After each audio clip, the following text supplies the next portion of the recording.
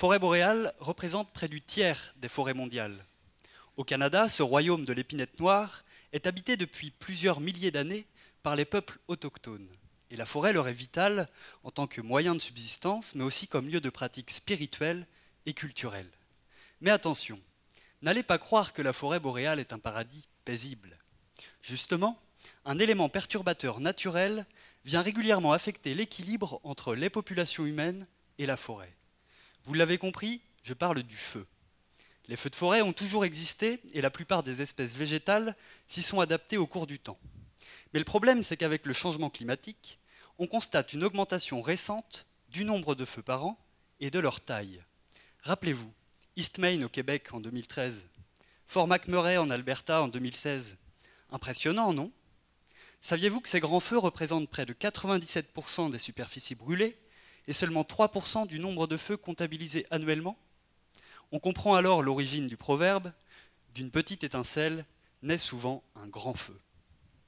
Dans le cadre de ma thèse, je m'intéresse justement aux grands feux enregistrés en 2014 dans les territoires du Nord-Ouest et principalement au sein du territoire Klitschko.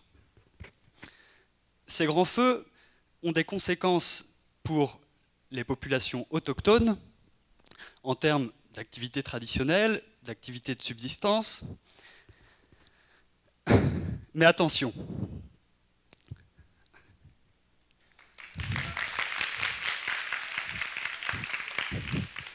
pour cela, je vais utiliser des inventaires forestiers et des images satellitaires afin de mieux comprendre comment les relations entre le climat, les feux et la végétation ont évolué récemment.